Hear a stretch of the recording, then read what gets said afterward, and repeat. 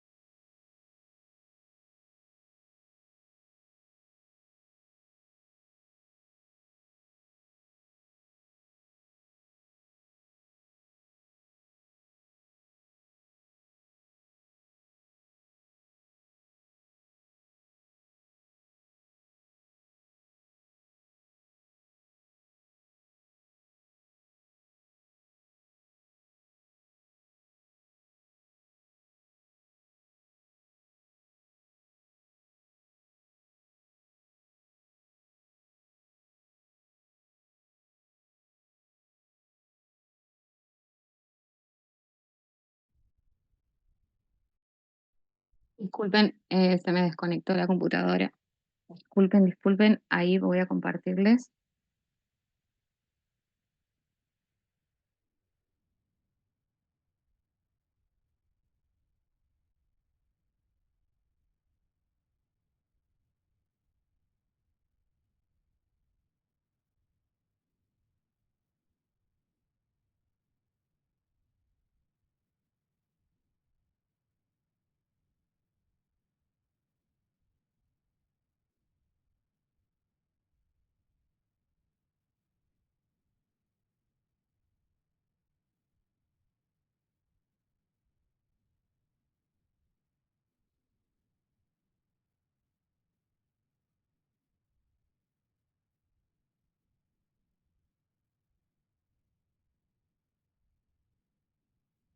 Muy bien. Perdón, muy lindo. Muy lenta está esta computadora, así que, bueno, bien.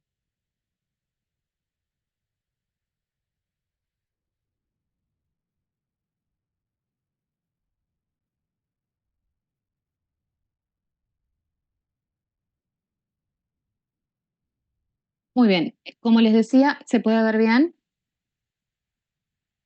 Pueden ver bien el power grande, está maximizado. Sí, doctora. Sí.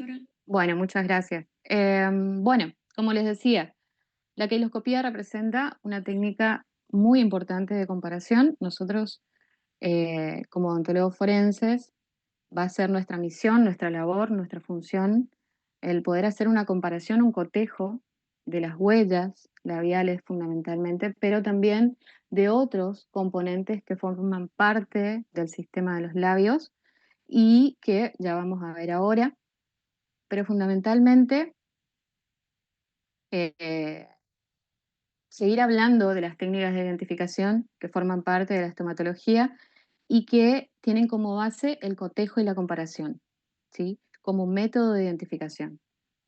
Entonces, ¿qué es la keiloscopía? La keiloscopía es el estudio de los surcos del labio mucoso, de las huellas que deja, ¿sí? Con el propósito de individualizar a los sujetos. Estas huellas, al igual que las dactilares, ustedes saben, cumplen una importante función en la identificación de personas. ¿Por qué? Porque podemos hacer un cotejo, como les decía. Se compara una huella indubitada, como ustedes saben, es de la que no hay lugar a dudas, y con la de un sospechoso o con la de un individuo que se sospecha que ha cometido un delito, ¿sí? Y esto, en gran parte, si no es en su totalidad, lo podemos encontrar en el lugar de los hechos o en la escena del crimen, ¿sí?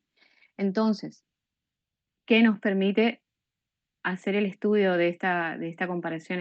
Este estudio comparativo nos permite adjudicar un delito a una persona sospechosa o bien poder excluirla de la participación de algún hecho delictivo, ¿sí? Entonces, esta huella labial que es encontrada en la escena del crimen puede ser un indicio o una evidencia que señala la dirección que va a seguir la investigación, el rumbo, el inicio. La presencia de estas huellas en la escena del crimen nos pueden orientar a nosotros a cómo hacer la búsqueda, qué elementos, qué indicios, qué evidencias se le puede aportar al juez que finalmente, de valorar este indicio, esta evidencia, lo puede tomar como prueba y incorporarlo al proceso judicial. Entonces, esta, este registro, este estudio, esta técnica aplicada, va a representar una prueba indiciaria para la investigación. Voy a sacar esta barra de acá. Hacemos la identificación de personas. Entonces, como método identificativo, como método de identificación que forma parte de la estomatología forense, como una de las técnicas que la conforman, la keiloscopía consiste entonces en cotejar una huella indubitada de un sospechoso con aquella encontrada en el lugar de los hechos, ¿sí? Todo lo que nosotros podamos recolectar como indicio o evidencia, les decía, tiene un valor como prueba, ¿sí? Que finalmente el juez, eh, al valorar, al hacer un estudio del dictamen pericial que nosotros le, le vamos a enviar, ofreciéndole los datos del estudio de este método aplicado para la identificación, va a ser considerado por él como una prueba indiciaria, como les decía.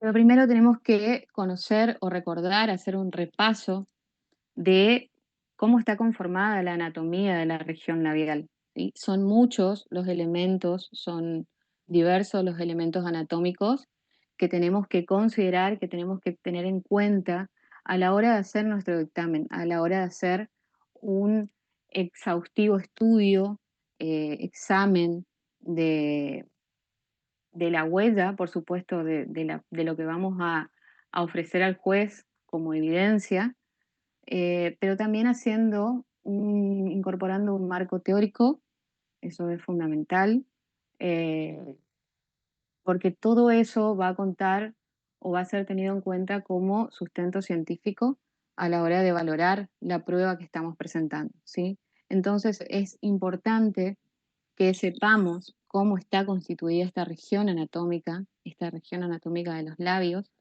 y que, como ustedes saben, cuenta de los labios superior e inferior, que están separados por la abertura bucal, ¿sí? Por la hendidura bucal. También sabemos que el labio superior se extiende desde la base del tabique nasal hasta la comisura y está separado de ellas por las mejillas, ¿sí? Por el surco nasolabial. Ese es el límite que delimita las otras estructuras. El labio inferior, que se extiende desde las comisuras hasta el pliegue mentolabial y que se encuentra separado de las mejillas por el surco comisural. Y también tener en cuenta, recordar que la superficie de esta región anatómica está revestida por piel y por mucosa, que es lo que forma el esfínter oral, ¿sí? Esto ustedes ya lo saben, lo recuerdan, pero es importante hacer un repaso y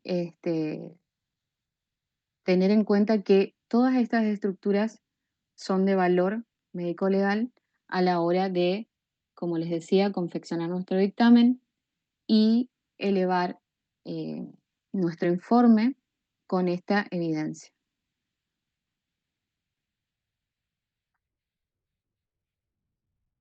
Esta región anatómica cuenta de dos revestimientos, como les decía, uno cutáneo y otro mucoso. En el lugar donde se unen ambos se forma una línea ondulada blanquecina que se llama cordón labial o línea de Klein, ¿sí? Ese límite que a veces es difuso y en algunas personas se encuentra bien marcado, delimita los dos tipos de revestimientos, cutáneo y mucoso, ¿sí? La mucosa labial es la que va a estar revestida o marcada con pequeños y variables surcos y pliegues en sentido vertical que se disponen más o menos de manera profunda y a veces ramificadas, ¿sí? Ahora vamos a ver las distintas configuraciones que adoptan estos surcos y que son de importancia para la identificación porque en cada individuo esas configuraciones son distintas y es lo que nos va a permitir a nosotros clasificarlas y poder darle un valor identificatorio.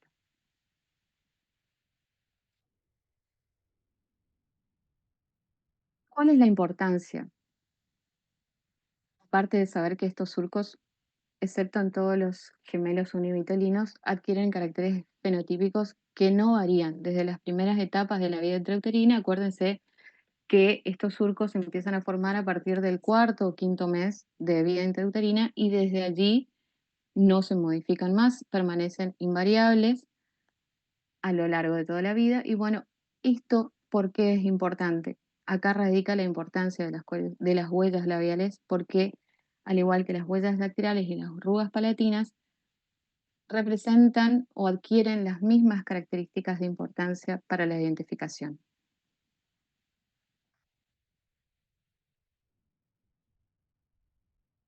Otra forma de identificar los elementos anatómicos que conforman la región de los labios, el labio superior, como ven acá en el número 1, con su porción cutánea, el número 2, que nos indica la columna del filtrum, el 3, el surco del filtrum, el cuarto, que es el arco de Cupido o línea de Klein, el 5, que es la línea blanca del labio superior, 6, tubérculo central de la porción mucosa del labio superior, 7, la comisura labial y 8, el labio inferior con su porción mucosa o bermellón, que es la porción más carnosa de los labios en algunos individuos, por supuesto.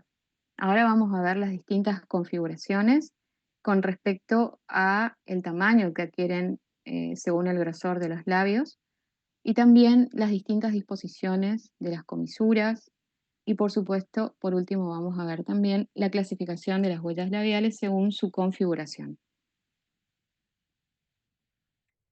¿Cuál es la importancia entonces de las huellas labiales en la identificación?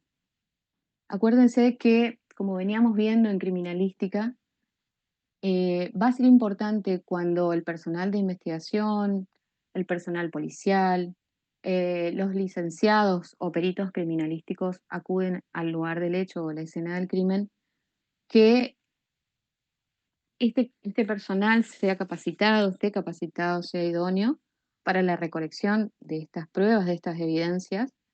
Y acuérdense que todo lo que nosotros levantemos, bueno, en el caso de los peritos en criminalística que se encargan de hacer la recolección de las huellas, eh, de todo lo que represente un valor para nosotros que pueda ser eh, considerado como un indicio, una evidencia luego cuando llega al laboratorio y que posteriormente sea considerado o valorado como prueba, eh, tiene que ser perfectamente recolectado, perfectamente levantado, embalado, rotulado, etiquetado y enviado al laboratorio, ¿sí? Acuérdense que las medidas de bioseguridad son fundamentales, hay que protegernos de cualquier elemento que nosotros podamos dejar también en la escena o en el lugar del hecho. Entonces, protegernos con cofias, protegernos con gafas, con guantes siempre, barbijo, camisolín, si es posible, proteger los zapatos con cubrebotas, todo descartable, por supuesto, y que pueda evitar la contaminación de esa escena o ese lugar del hecho. Hay veces que las huellas que nosotros podemos suponer que están allí eh, son importantes de no tocar ningún objeto que pudiera representar de valor y que pueda ser transportado al laboratorio, ya que pueda constar de huellas que finalmente la podamos revelar y hacer un estudio de clasificación. Entonces, ¿por qué son importantes? Porque al igual que las huellas dactilares presentan particularidades que las hacen aptas para identificar a una persona. Podemos hacer el cotejo, como les decía hoy, una comparación, un cotejo, y así poder involucrar o adjudicar un delito a una persona o bien excluirlo de su participación en un delito. Y como les decía, estas huellas son únicas, no hay dos personas con el mismo dibujo en la cara mucosa de los labios, excepto, según algunos autores, en gemelos monocigóticos. Son permanentes, se forman entre el cuarto o quinto mes de vida intrauterina. Este dibujo labial permanece a lo largo de toda la vida, no se modifica, ¿sí? Permanece con la misma configuración, con la misma disposición. Son invariables porque aún sufriendo patologías se recuperan absolutamente. Está comprobado que aún sufriendo el labio algunas patologías como el herpes, algún tipo de queilitis, se recuperan esas características originales, por eso es que son consideradas inmutables o inmodificables. Y lo más importante también, que son clasificables, según un sistema que requirió de muchos años de investigación, de estudios exhaustivos para, para poder valorar realmente como método de identificación a la esqueiloscopía. Finalmente, después de muchos años, se adjudica a las huellas labiales un sistema indubitable de identificación, porque se las puede clasificar. Y ahora vamos a ver cómo. Y bueno, los labios entonces ofrecen diversas variaciones respecto de varios de los elementos que conforman la región anatómica, como lo son el grosor y tamaño de los labios, la longitud de la obertura o la disposición de las comisuras, del cordón labial, porque según el tamaño o extensión del cordón labial también vamos a encontrar en mayor o menor número la cantidad de huellas labiales para el estudio. Y también hay otros factores que influyen, porque por supuesto está relacionado con las distintas configuraciones o formas que adquieren los labios según el sexo, la edad y la raza. Ahora bien, ¿en qué formas se pueden presentar las huellas labiales? Cuando analizamos o cuando se estudia un lugar del hecho o una escena del crimen, se recolectan pruebas, ¿no? En principio pueden ser huellas, como vimos anteriormente, indicios, evidencias, y finalmente esto va a ser considerado como una prueba, ¿no? En esa escena del crimen o lugar del hecho, lo importante va a ser poder detectar en dónde vamos a encontrar o en dónde es factible que podamos recoger o levantar, revelar una huella, ¿sí? ¿Por qué revelar? Porque hay algunas impresiones, primero, las visibles, sí, son las que son dejadas por los labios cuando se hallan cubiertas por un lápiz labial, que puede ser un rouge, que principalmente sea un brillo con un tenue color, o bien los que se usan últimamente, que son permanentes, que son algunos mate, que no tienen tanto brillo.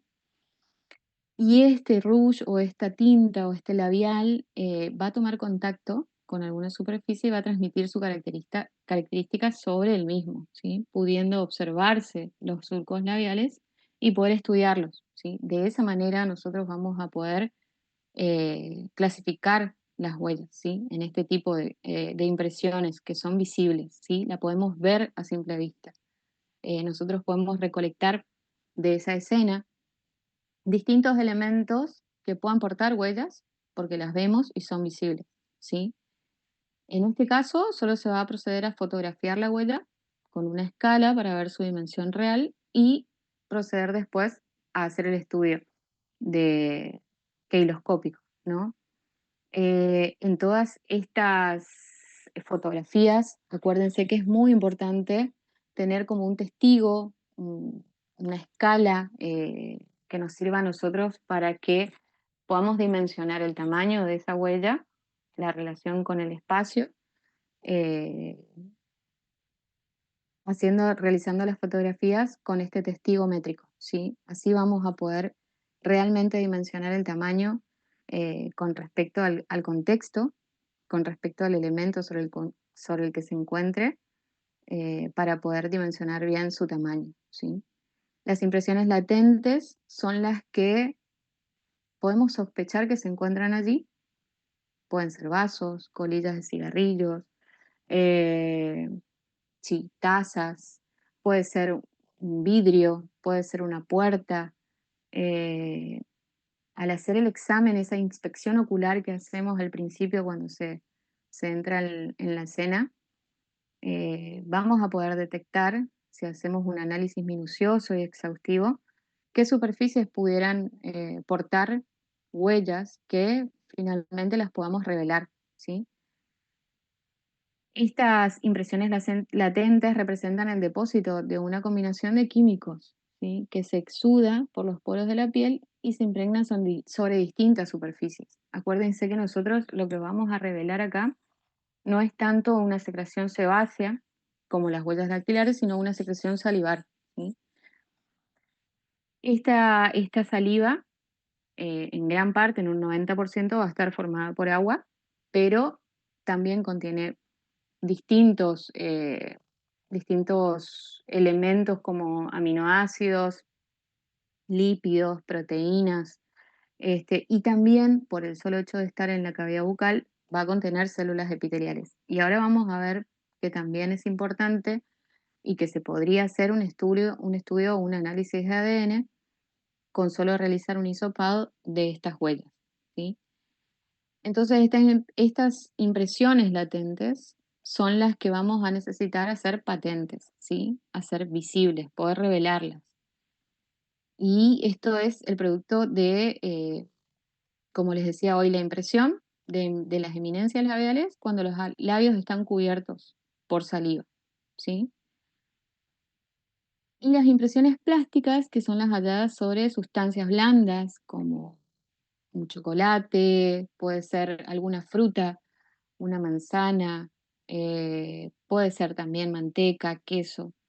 En este caso, se va a proceder a fotografiar la huella dejada, pero siempre teniendo presente que debe realizarse el proceso de inversión de colores, ya que se forma una impresión negativa de los surcos de la cara mucosa, ¿sí?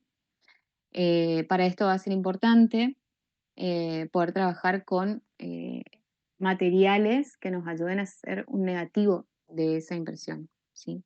Es un poquito más dificultoso porque en algunos casos la impresión no es tan profunda, entonces es más dificultoso que se realice una impresión fidedigna de estas huellas, ¿sí?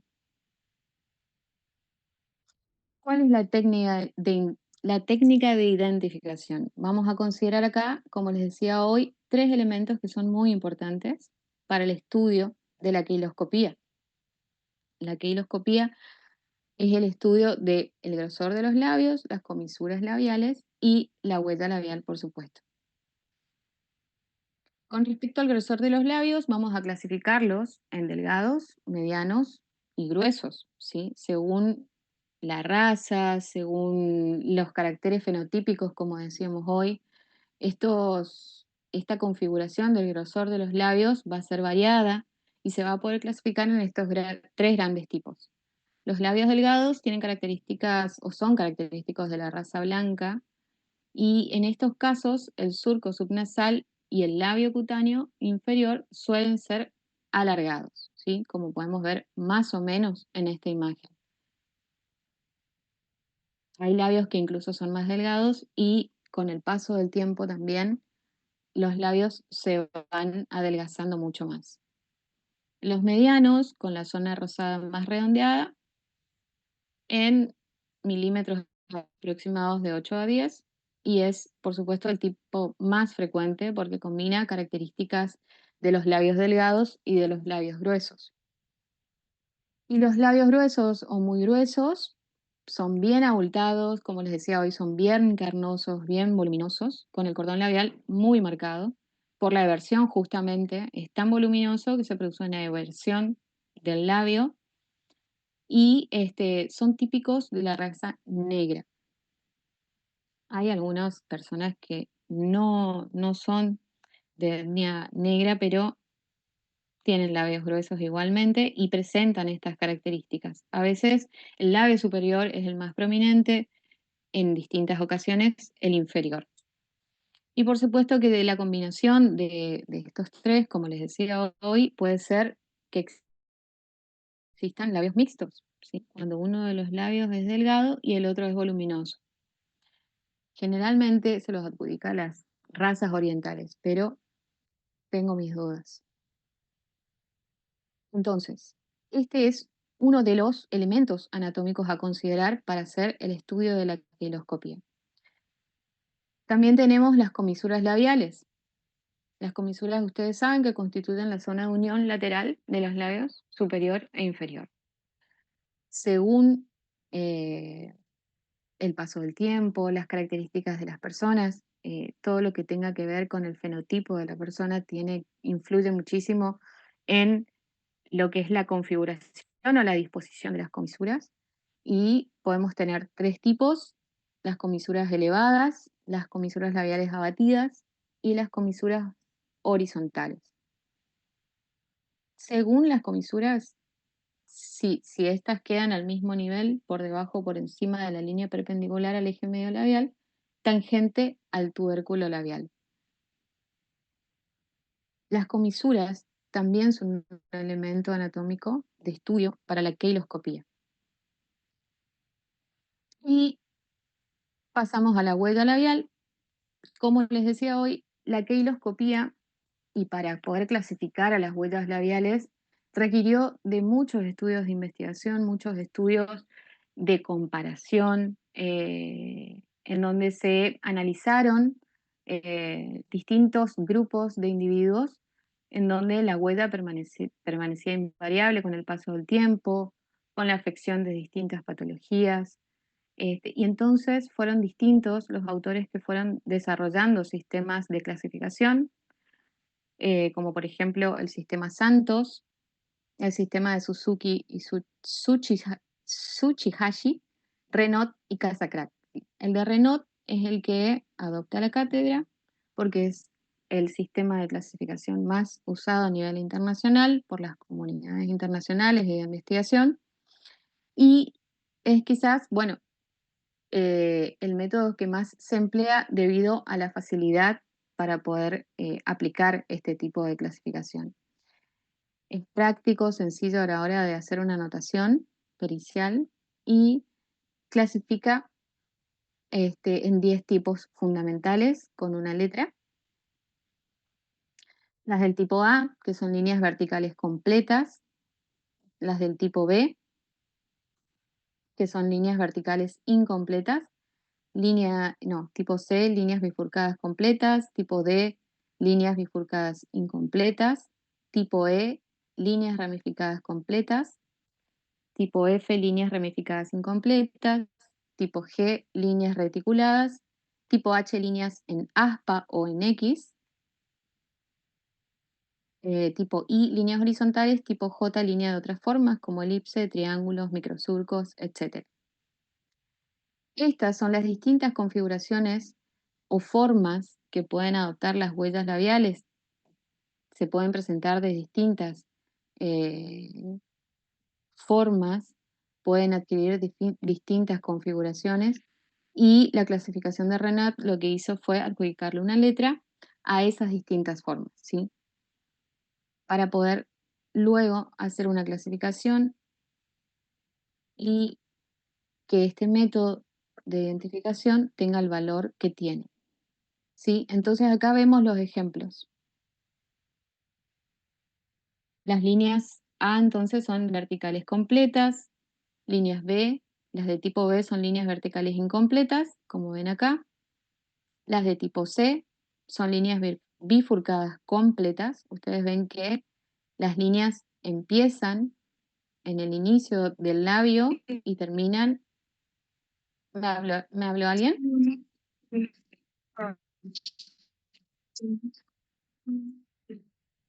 No puedo. Tipo D, que son bifurcadas incompletas. Tipo E, líneas ramificadas completas. Tipo F, líneas ramificadas incompletas. Las de tipo G, que son líneas reticuladas. Tipo H, en aspa o en X. Las líneas horizontales y las líneas que adquieren formas diversas, que pueden ser en forma de elipse, de triángulo o de microsurcos, ¿sí? La diferencia va a ser acá, o la importancia va a radicar acá, en cómo levantemos nuestra huella, de manera muy cuidadosa, ahora vamos a ver, de manera muy minuciosa, vamos a registrar, vamos a hacer un examen exhaustivo de cada huella en cada diferente área de los labios, para poder identificar con precisión cada configuración que adoptan estas huellas, ya que como ustedes pueden ver, son mínimas las diferencias entre una y otra. Hay algunas que recorren todo el surco, todo el labio, perdón, y hay algunas que se quedan a mitad de camino. Hay algunas que en el trayecto de, de su extensión, en su extensión se bifurcan, hay otras que se bifurcan pero no llegan al final del labio, y hay otras que tienen diversas morfologías. Entonces es importante que ahora, como vamos a ver, no solamente levantemos perfectamente la huella y la podamos colocar en un soporte para poder revelarla, sino que también va a ser muy minucioso el examen que hagamos de las huellas en cada región de los labios. Entonces, para hacer el estudio para hacer el estudio queiloscópico, vamos primero a dividir el labio superior e inferior en dos partes, ¿sí? Derecha e izquierda. Y acá vamos a señalar los tipos de huellas, ¿sí? Para el labio superior vamos a utilizar letras mayúsculas, la letra D para designar el lado derecho y la letra I para designar al lado izquierdo. Para el labio inferior vamos a utilizar letras minúsculas, la D minúscula para designar al lado derecho y la I minúscula para designar al lado izquierdo. Esto se denomina kilogramo, ¿sí? La forma en que vamos a diseñar nuestro elemento para poder volcar y clasificar las huellas se denomina kilogramo. Para designar el tipo de surco hallado, vamos a utilizar letras minúsculas para el labio superior y mayúsculas para el labio inferior, ¿sí? El ejemplo, por ejemplo, acá tenemos, a ver quién me puede decir acá,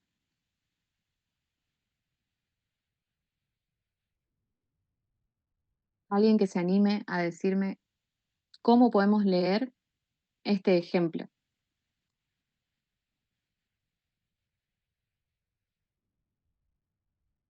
Tenemos una I mayúscula y letras minúsculas. ¿Quién me dice? ¿Nadie se anima? Bueno, entonces acá tenemos la I mayúscula que nos indica que se trata de huellas que estamos registrando del labio superior izquierdo, ¿sí? Entonces encontramos líneas verticales completas, líneas bifurcadas incompletas, líneas ramificadas incompletas y las líneas horizontales. ¿Quién se anima con la otra parte?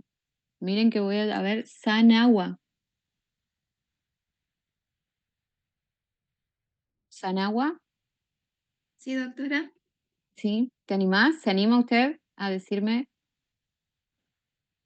¿Cuál era su pregunta, cómo doc? puede interpretar? ¿Cómo? ¿Cómo puedes interpretar ese ejemplo? ¿Cómo puedes leer este ejemplo que se encuentra acá desde la D mayúscula? Mm,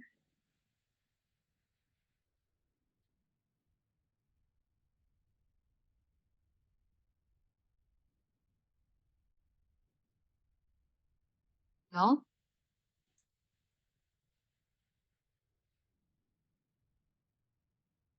Cayut, María del Rosario.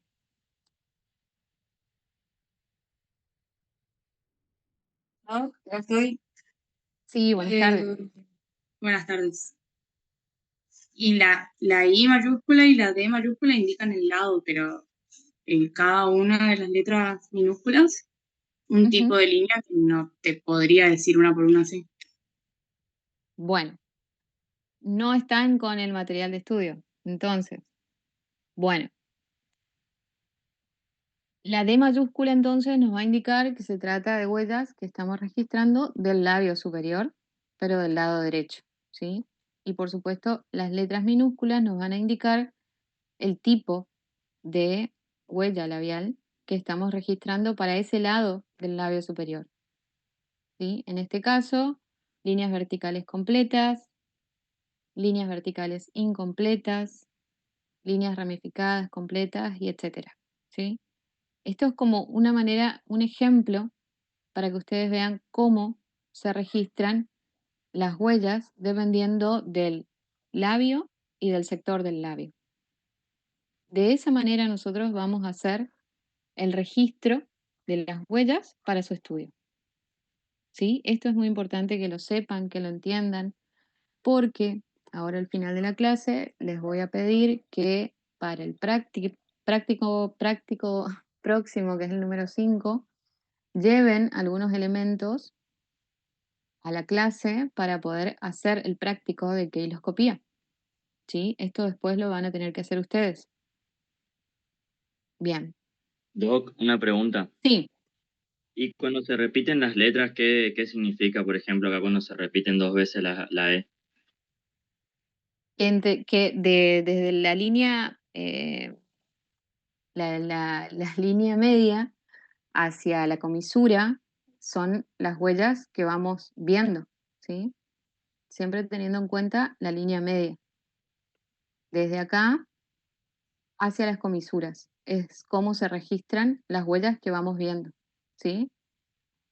Entonces, pudiste ver acá una línea vertical completa, una línea vertical incompleta, una línea ramificada completa, una línea reticulada y después de nuevo una línea ramificada completa. ¿Sí? Sí, sí, Doc, gracias. ¿Se entendió? Bien. Entonces, a manera de ejemplo, es nuestra ficha quelográfica o quelograma, donde vamos a hacer nuestro estudio queloscópico. Se identifican todos estos datos eh, que deben consignarse de manera obligatoria para poder hacer un registro adecuado de nuestro estudio: nombre, edad, sexo, masculino o femenino. El tipo de labio, según el estudio que nosotros hagamos del tipo de labio, según su grosor y según también el tipo de comisura. Todo eso vamos a dejar consignado en este recuadro, ¿sí? Y acá, en este espacio en blanco, vamos a registrar nuestras huellas según la, la configuración de ese kilograma, en donde vamos a registrar y ubicar cada huella haciendo la división desde la línea media y de la división de los labios superior e inferior.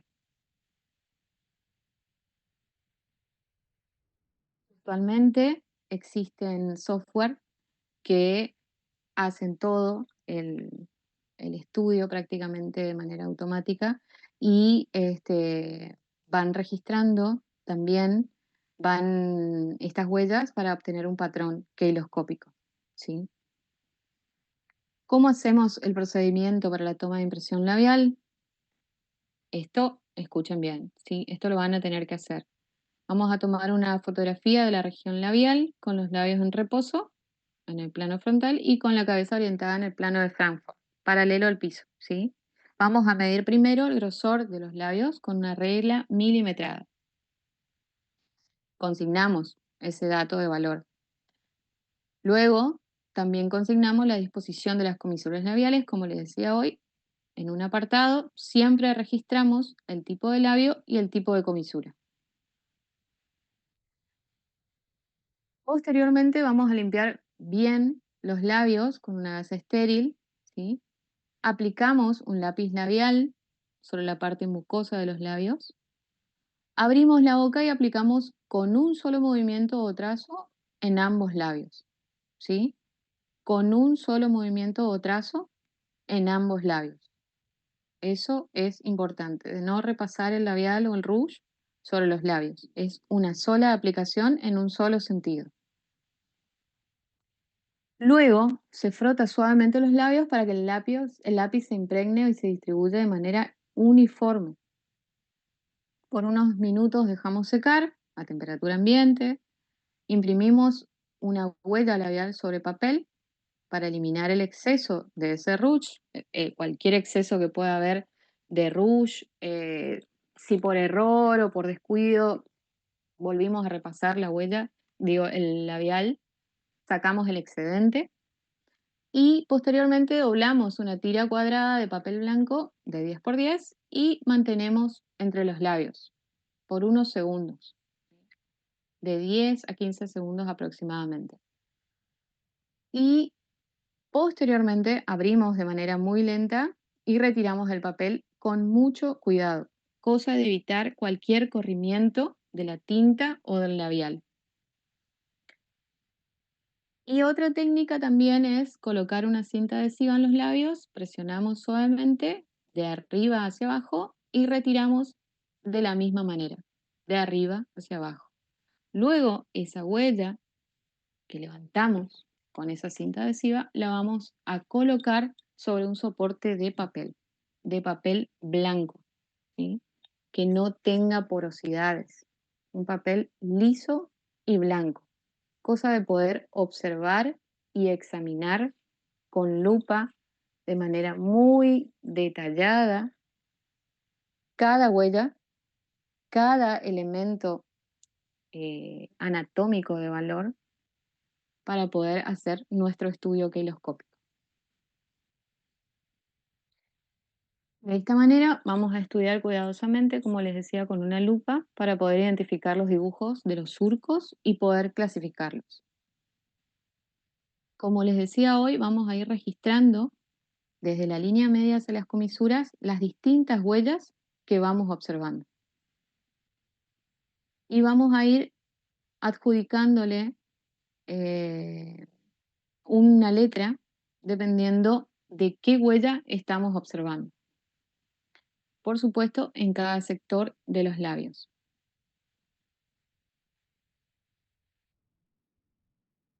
Y también existen otros procedimientos, otros sistemas para la recolección de las huellas.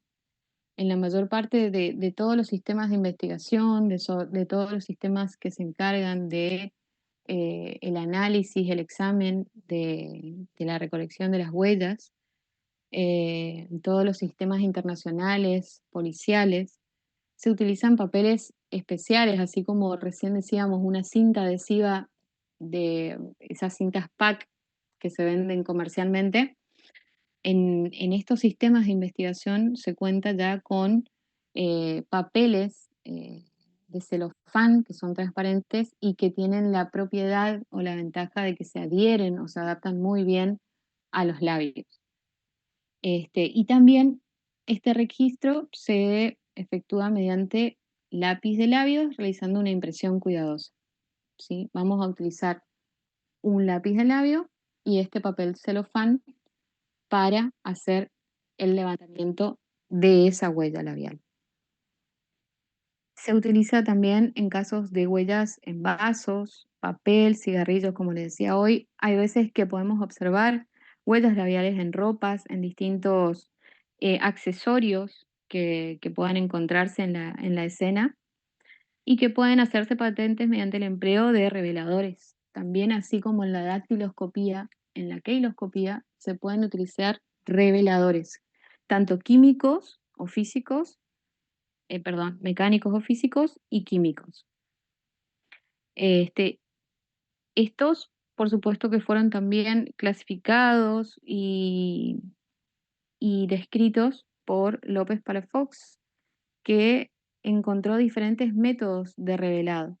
Estos reactivos mecánicos, como les decía hoy, son más que nada reactivos físicos en polvo que se adhieren a los residuos grasos y acuosos de la huella para poder hacerlos visibles. ¿Sí? Los más comunes son el carbonato de plomo, el reactivo magnético negro, el negro de marfil, el betún de Judea, el nitrato de plata y el óxido de titanio.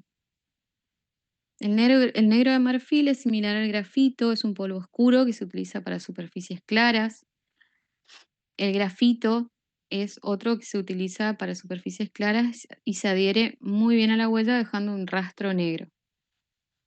Y después hay otros que son también polvos fluorescentes que consisten en la aspersión de este polvo finalmente para poder hacerlos visibles con una luz especial.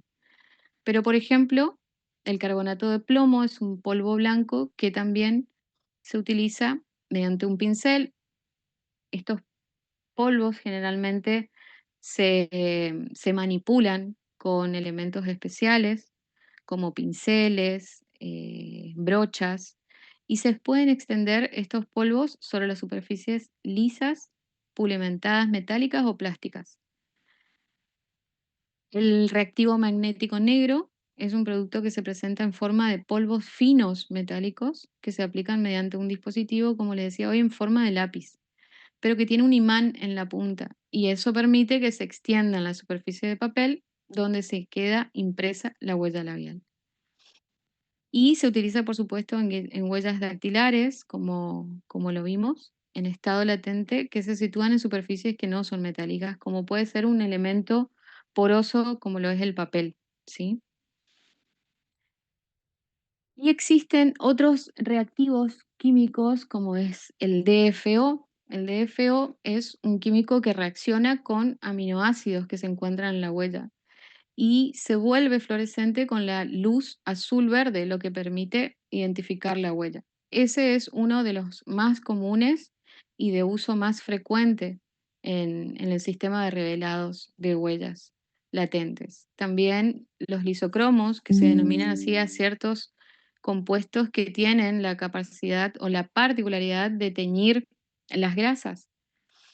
Y estos generalmente los más comunes son el Sudan 3, el Sudan Black, y existen otros mecanismos para revelar estas huellas, sobre todo en superficies o en elementos que no son transportables, como lo son cuadros u obras de arte, o puede ser una puerta, una ventana, en donde es necesaria la revelación de huellas labiales latentes que no puedan ser transportadas, como les decía, o que no puedan ser manipuladas para evitar su contaminación. Todos estos reactivos, como les decía, mecánicos o físicos y químicos, son de gran utilidad para poder revelar las huellas que se encuentran latentes. Otro sistema o otro elemento que es importante, como decíamos hoy y veíamos hoy, son los testigos métricos, siempre y previa a cualquier aplicación de este tipo de reactivos o empezar con la manipulación o el empleo de eh, las cintas adhesivas para poder levantar cualquier huella, es importante fotografiar la huella con un testigo métrico, siempre, primero en blanco y negro y después en color.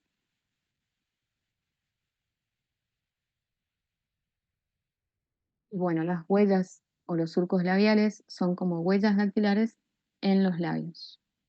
De ahí radica su importancia en la identificación, como todos los elementos o técnicas con las que cuenta la estomatología forense, que como vieron en la clase pasada, son de importantísimo valor para la identificación por sus características del sistema estomatognático. Hasta acá llegamos con queiloscopía. ¿Alguna duda, alguna pregunta, alguna inquietud, algo que no se haya entendido, que no me haya hecho entender bien?